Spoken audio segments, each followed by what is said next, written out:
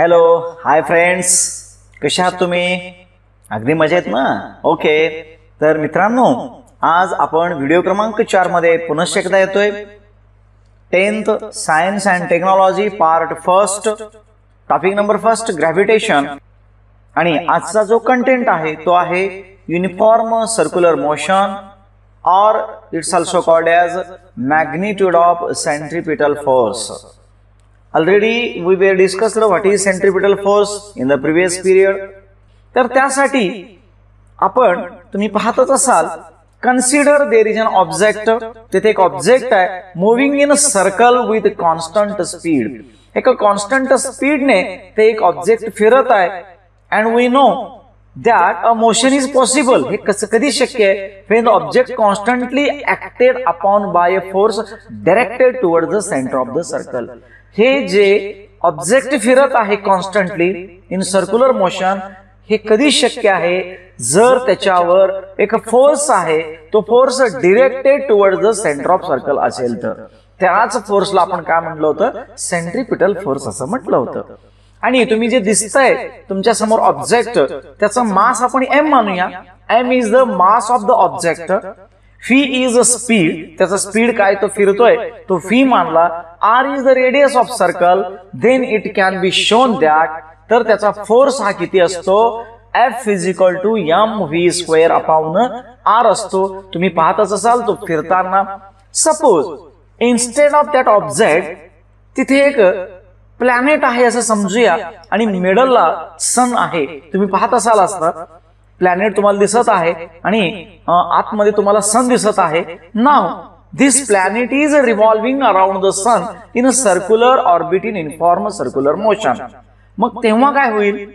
जेव्हा तो circular motion मध्ये फिरतोय, then the centripetal force act on the planet. त्या प्लॅनेटवर सेंट्रिपिटल फोर्स ऍक्ट होतो टुवर्ड द सन, आणि तो किती असतो परत? F is equal to mv² upon r. आणि इथे we know m is the mass of the planet, v is its speed and r is its distance from the sun. ह्या सगळ्या गोष्टी इथं दिलेल्या आहेत. तर त्यावरून आपण काय प्रूव्ह करणार आहे? मॅग्निट्यूड ऑफ सेंट्रिपिटल फोर्स काय आहे हे प्रूव्ह करणार आहोत मित्रांनो. डिअर स्टुडंट्स, पाहतो आपण आता that earth is revolving around the sun in a circular motion and its distance traveled by a planet in one revolution. एक त्यांनी जर फेरी पूर्ण केली तर ते त्याचं पेरिमीटर असणार आहे, त्याला आपण सर्कम्फरन्स असं म्हणतो. अँड सर्कम्फरन्स ऑफ सर्कल हे 2πr ने आपण डिनोट करतो. तर पहा पेरिमीटर ऑफ ऑर्बिट किती आहे? 2πr आहे. देअरफॉर आपण काय मानलं होता? Distance of planet from the sun r असणार आहे.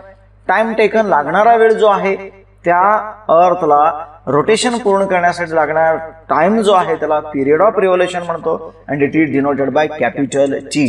अँड स्टुडंट्स, पाहता आपण यावरून पुढे जातोय. तुम्ही पाहत असाल तर तुम्हाला इथं पेरिमीटर दिलेलं आहे 2πr. Distance from the earth to sun किती r असेल, तर स्पीड इज इक्वल टू एक फॉर्म्युला आपल्याला माहित आहे, distance upon time. Speed is denoted by capital V. Distance travelled by planet किती आहे? तर एक फेरी पूर्ण करण्यासाठी लागणारी कालावधी 2πr आहे. टाइम टेकन किती? कॅपिटल T आहे. दिस इज नंबर 1. डिअर स्टुडंट्स, आता आपण पुढे जातोय. पहा, या फिजिकल टू सुरुवातीलाच आपण लिहिलं होतं mv² अपॉन r. जिथं v आहे त्या v च्या ठिकाणी आपण काय ठेवणार आहे? 2πr अपॉन t ठेवलंय. फ्रॉम 1 तुम्ही पाहतच असाल. F is equal to mv² upon t च्या ऐवजी काय आलेलं आहे? m in bracket 2πr upon t bracket complete. त्याचा काय असणार आहे? स्क्वेअर आहे अपॉन r. फ्रॉम 1 आपण लिहिलं. मग आपण काय करूया? ब्रॅकेट सोडवूया आता. So F is equal to काय मिळेल तुम्हाला? 2 चा square 4, m as it is, pi चा square π², r is r², t is t². And denominator मध्ये अजून एक r आहे, तो एक r डिनॉमिनेटर मध्ये आला. So F is equal to 4m π² into r² upon t² into r मिळालं. इज इक्वल टू, पहा आता इथं r कॅन्सल जर केलं तर डिनॉमिनेटर मधला एक आणि न्यूमरेटर मधला एक कॅन्सल झाल्यानंतर न्यूमरेटर मध्ये एकच r शिल्लक राहणार आहे. So F is equal to 4m π² into r upon t एवढं शिल्लक राहतं. अँड नाव आपल्याला काय हवंय? केपलर्स थर्ड लॉ जो आहे तो आपण इथं दाखवणार आहे. त्यासाठी डिनॉमिनेटर आणि न्यूमरेटरला r² न आपण मल्टिप्लाय केलं. तुम्ही पाहत असाल तिथं खाली नेक्स्ट स्टेप पहा, f is equal to 4m² into r upon t² as it is आहे पूर्वीचा, इंटू काय केलं आपण तिथं r² अपॉन r² केलेला आहे. तर पाहतोय आपण तिथं देअरफॉर आता काय होईल पहा, r इंटू r² न्यूमरेटर मध्ये r³ होणार आहे. सो 4m² अपॉन r² ला इकडे आणलं. पहा जो डिनॉमिनेटर मध्ये आपण मल्टिप्लाय केला होता r तो इकडे आणलेला आहे, या बाजूला t² ला तिकडे नेलाय, म्हणजे r³ अपॉन t² तुम्हाला दिसतंय, r³ upon t². And what is Newton's Kepler's third law, t² upon r³ is equal to k आहे. Therefore t² upon r³ k आहे, but we want r³ upon t². So reciprocal केला तर 1 upon k मिळतं.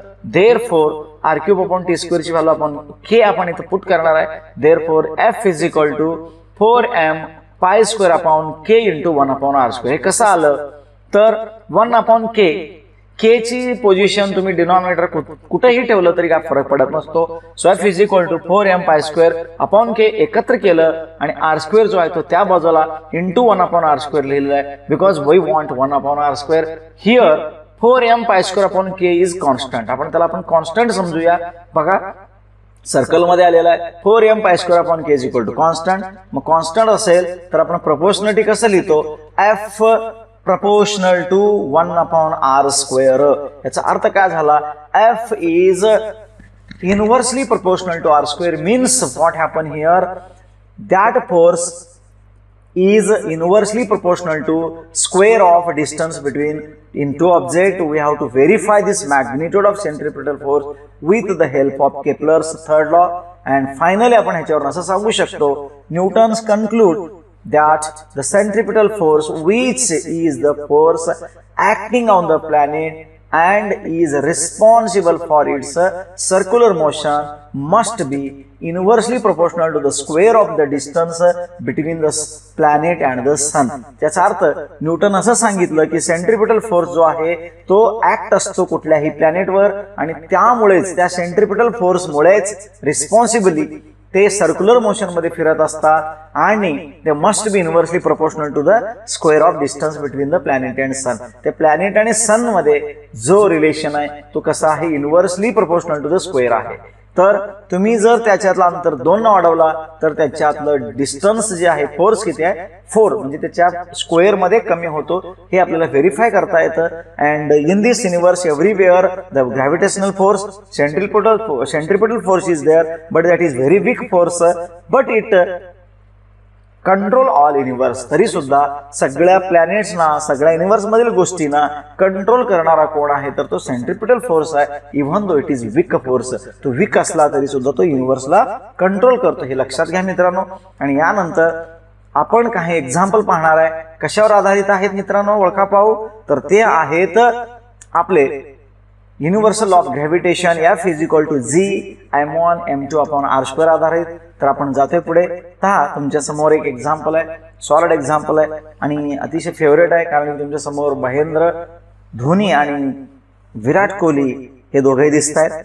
CSK चे fan आणि इकडे RCB चे fan खुश झाले असतीलच. आता महेंद्र आणि Virat are sitting at a distance of 1 metre from each other. Their masses are 75 kg and 80 kg respectively. What is the gravitational force between them. तर त्या दोघांमध्ये असणारा ग्रॅव्हिटेशनल फोर्स आपल्याला काढायचा आहे. अतिशय निग्लिजिबल असतो, म्हणून प्रत्यक्षात युनिव्हर्सल ऑफ ग्रॅव्हिटेशन असतो, बट ते प्रत्यक्षात का खेचत नाहीत, तर का खेचणार आहेत का ते बघूया. Suppose in between them 1 metre त्यांचा डिस्टन्स आहे. आपण फोर्स ऑफ अट्रॅक्शन काढणार आहे. वेदर पहा ते एकमेकांना खेचतात का अशा पद्धतीचं, तसं काय होत नसतं. फक्त त्यांच्यामध्ये फोर्स ऑफ अट्रॅक्शन असतं, बट दॅट इज निग्लिजिबल असल्यामुळे प्रत्यक्षात ते खेचले जात नाही. तर गिव्हन आपण लिहितोय, गिव्हन दिलेलं आहे. पहा काय काय दिलेलं आहे given. That is r 1 metre आहे, m1 mass of Mahendra 75 kg, mass of Virat 80 kg and distance between them तर दिलेलं आहे. Gravitational constant G, capital G, every example is needed 6.67 × 10⁻11 newton metre square per kg² आहे. अकॉर्डिंग टू लॉ आपण जातोय, according to Newton's law directly write the formula that is F is equal to G m1 m2 upon r². Put the value, आपण value put up करतोय. पहा F is equal to G ची value आहे 6.67 × 10⁻11 into 75 into 80 upon 1 square. 1 square means 1. So 6.67 into 75 into 80 या तिघांचाही गुणाकार करायचा मित्रांनो.